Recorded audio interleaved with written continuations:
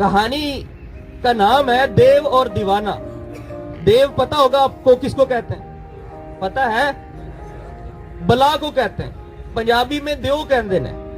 देव और दीवाना, और दीवाना कहते हैं उस शख्स को जो नीम पागल हो। पागल तो ना कहिए, जज्बाती आदमी कहिए, एक्साइटेड इमोशनल पर्सन, उसको हम कहते हैं। आपने बेटा गौर से कहानी सुननी है और फिर मैं आपसे पूछूंगा उसमें से कुछ क्वेश्चंस कि आपको क्या समझ आई है, इसलिए थोड़ा गौर से सुने। तो कहते हैं एक दीवाना नामी शख्स था और उसकी पिंडली पे जख्म था। तो उसने पिंडली से पट्टी हटाई तो वो मक्खियां आके ऊपर बैठ गई। अब वो उन्हें हटाने लग गया मक्खियों को, लेकिन वो हट ही नहीं रही थी, वो बार बार जख्म पे आके बैठ रही थी। तो वो दीवाना कहने लगा ऐसी तैसी इन मक्खियों की। उसने जूता पकड़ा और उन मक्खियों को मारना शुरू कर दिया। जब वो मार चुका तो वो गिनना शुरू हो गया कि मैंने कितनी मक्खियां मारी। तो वो 500 मक्खियां थी। अब उसने एक तख्ती ली और उस पर लिखवाया कि मैंने 500 मारे, ये नहीं लिखा कि मक्खियां। तो उस तख्ती को गले में लटका लिया। अब वो जिस गली मोहल्ले से गुजर रहा है, जिस देहात से गुजर रहा है, लोग देख रहे हैं और वो हैरान भी हो रहे हैं, परेशान भी और खौफजदा भी हो रहे हैं कि यहाँ एक ऐसा शख्स फिर रहा है जिसने 500 बंदे मार रखे हैं। और ना सिर्फ मार रखे हैं बल्कि अलल इलान लोगों को बताता फिर रहा है कि मैंने 500 बंदे मारे। ये बात बादशाह तक भी पहुंच गई कि यहाँ एक ऐसा शख्स मौजूद है जिसने 500 बंदे मार रखे हैं और लोगों को बताता फिर रहा है और डिस्प्ले करता फिर रहा है। भाई बुला भेजा जाए उसको। बादशाह ने कहा। वो हाजिर हो गया दीवाना बादशाह के पास। हाँ भाई दीवाने, बादशाह बोला, सुना है तूने 500 मारे? कहता जी बिल्कुल मैंने मारे। फिर तो तुम बड़े बहादुर आदमी हुए। कहता जी बिल्कुल। तो बादशाह बोला कि तुम्हारी बहादुरी का फिर हम माने कि अगर ये देखो ये 7 जंगल है और जंगल के उधर वो देखो एक पहाड़ है जिसकी गार में एक बला एक देव रहता है, अगर तुम उसको मारो तो फिर हम तुम्हारी बहादुरी का इतराफ करें कि वो बला निकलती है और वो हमारे 5-7 बंदे रोज बिकार जाती है और हम इतने परेशान हैं। कहता मैं मारूंगा। तो वो चल पड़ा। जब वो जा रहा था तो लोग रास्ते में पूछ रहे थे भाई दीवाने कहाँ जा रहे हो? भाई मैं तो देव को मारने। वो पागल हो तुम, वो तो तुम्हारा एक लुकमा करेगा और डिकार भी नहीं लेगा। नहीं नहीं मैं मारूंगा। खैर वो चलता जा रहा था। जब वो गार के करीब पहुंचा तो वहां एक शख्स पनीर के पेड़े बेच रहा था। पनीर पता है खाने की चीज है, बड़ी नरम सी क्रिस्पी सी होती है। उसने 2-3 पेड़े ले लिए, हाथ में रखे और जाके गार के दरवाजे पे जोर से वो लाते मारने लगा, किक करने लगा। तो देव जो है वो चिंगाड़ता चिल्लाता गरजता बरसता बाहर निकला गुस्से से। ये किसको जरूरत हुई कि मेरे दरवाजे पे इस तरह आके शोर बर्पा करे? अब वो दीवाने ने देखा देव को और हाथ में उसके वो पेड़े थे पनीर के। कहने लगा देव को कि तुम अपनी जो ये लहजा है जरा धीमा रखो वरना मैं तुम्हारा वो हशर करूंगा जो इन पत्थरों का। तो उसने वो भेंचे मुट्ठी आपस में भेंची तो वो नरम सा था, वो टुकड़े टुकड़े होके गिर गया। तो देव सोचने लगा कि यार ये तो बड़ा ताकतवर आदमी है कि जिसने पत्थरों को भेंचा और वो टुकड़े टुकड़े हो गए। ऐसे ताकतवर शख्स से भाई दुश्मनी मोल नहीं लेनी चाहिए, बेहतर है इसको दोस्त रखा जाए। कहता नहीं नहीं कुछ नहीं, मैंने कुछ नहीं कहा, तुम तो दोस्त हो, आओ गार में रहो, ठहरो, तुम अपने दोस्त हो। खैर वो गार में जो है वो रहने लग गए। एक दिन देव को ख्याल आया कि क्यों ना यार मैं आजमाऊं तो सही कि ये कितनी ताकत रखता है। तो कहता दीवाने सुबह एक काम है, हमने जंगल में जाना है। तो सुबह खैर वो काम की घर से वो निकल पड़े। जब जंगल में आए तो दीवाने ने पूछा कि भाई काम क्या है? कहता बताता हूँ। तो एक रस्सी ली उस देव ने, वो तो देव था, ताकतवर था। तो 3 दरख्त जो इकट्ठे थे उनके तनों के गिर्द रस्सी बांधी देव ने और उनको मूली और गाजर की तरह उसने उखाड़ लिया और फेंक दिया। तो फिर कहने लगा कि हुण तेरी बारी। तो कहता कि भाई हमने ईंधन के लिए लकड़ियां ले जानी है, लकड़ियां खत्म हो गई हैं। अब बेचारा दीवाना कभी उन दरख्तों को देखे, कभी उस देव की शक्ल को देखे और सोचे कि अब मैं क्या करूं कि अगर पोल खुल गया कि भाई मैं मुझ में ताकत नहीं है तो ये तो मुझे यही मार डालेगा।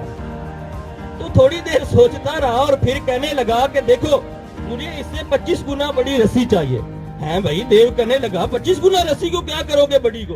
कहना मैं इको बारी सारा जंगल उखाड़ांगा।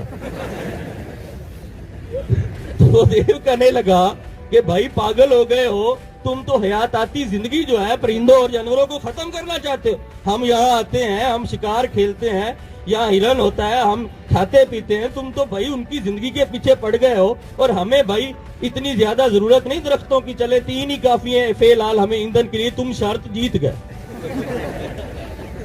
फिर वो आ गए, घर में आ गए। फिर एक दिन उसने सोचा देव ने कि यार उस दिन तो हमें बात ही हो गई थी, भला देखें तो सही, आजमाए तो सही, ये कितना एक ताकतवर है।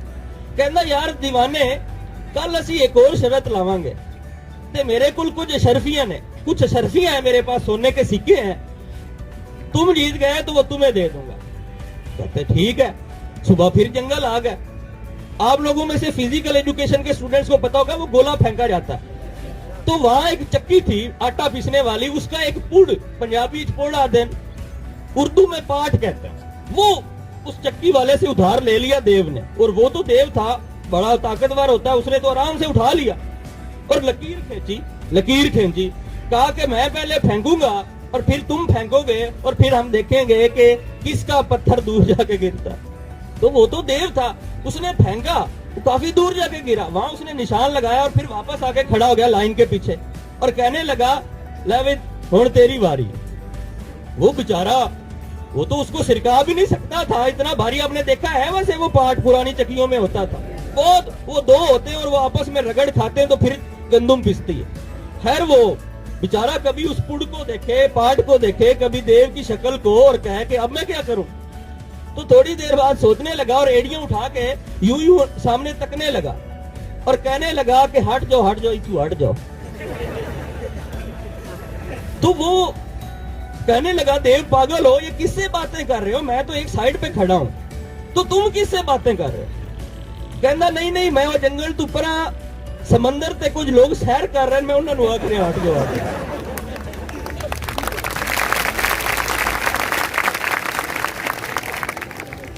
तो कहता देव हो पागल हो, तुम इतनी दूर पाठ फेंकोगे, पुड़ वहां से लाएगा कौन? गरीब की चक्की है, वो तो गुम होने। भाई तुम शर्त जीत गए।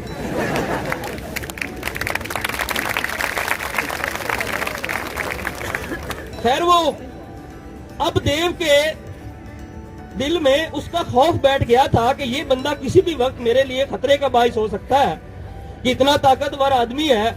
तो उसने ठान ली कि मैं आज इसको का खात्मा करूंगा, इसको मारूंगा, कहीं ये मेरे लिए दर्दे सारी ना बन जाए। तो उसने सोच लिया था। जब वो वापस जा रहे थे, पता नहीं उस दीवाने को क्या सूझी, उसने एक जंगली कद्दू जो है वहां से तोड़ लिया और जहां वो रात सोता था, जिस तरफ सर करके सोता था वहां कद्दू रख दिया और दूसरी तरफ टांगे करके वो सो गया। यानी जहां पहले सर होता था वहां उसने कद्दू रख दी और सर दूसरी तरफ करके सो गया। आधी रात को देव उठा, उसने कहा कि भाई अब ये मुनासिब टाइम है इसको मारने का। वो उसकी जिधर रोजाना सर होता था खड़ा हो गया और पंच बनाया, मुक्का बनाया एडा, और फिर जोर से पूरी ताकत से उसने नीचे मारा। लेकिन नीचे तो कद्दू था, वो पिचक गया, वो फिस गया, पिचक गया वो। तो उसने चादर हटाई। दीवाने कहना मैंने पता लग गया तू की करन लगा सी, पर मैंने तो हल्की दी खारिश हुई है,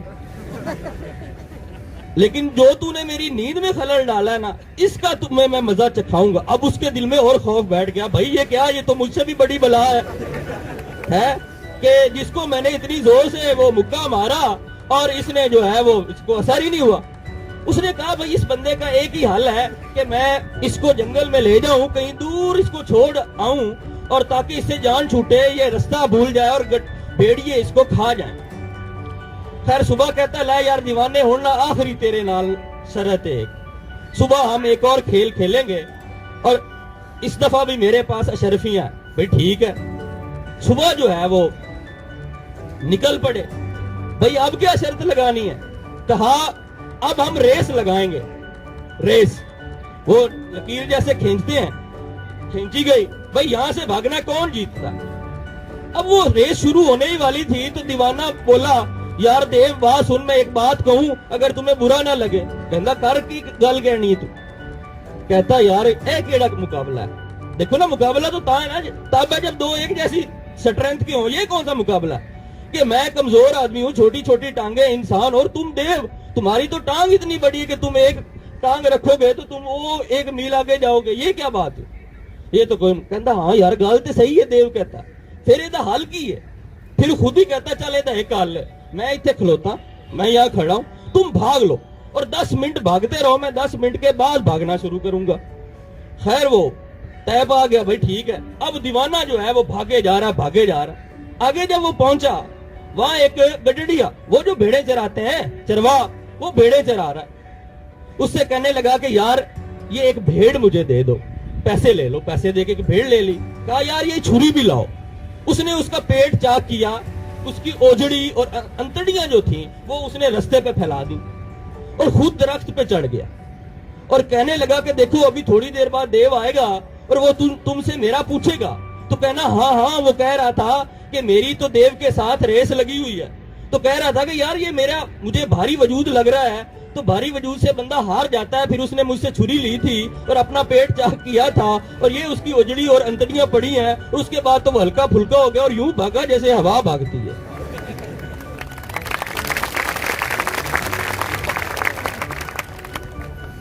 कहता ठीक है। वो थोड़ी देर बाद वो गरजता बरसता देव भी आ गया, गुस्सा करते हुए, इतने तू बंदा नहीं वेख्या इतने आया सी?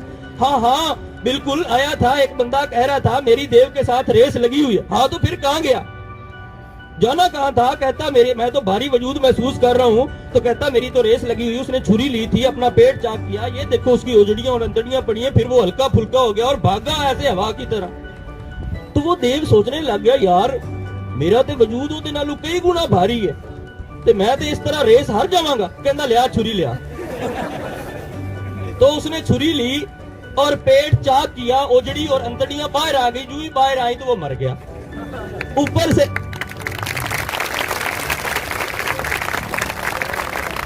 ऊपर से दरख्त से वो उतरा दीवाना, छकड़े पे रेड़े पे लादा लाश को और जाके बादशाह को कहा कि देखो मैंने एक बला मार डाली है।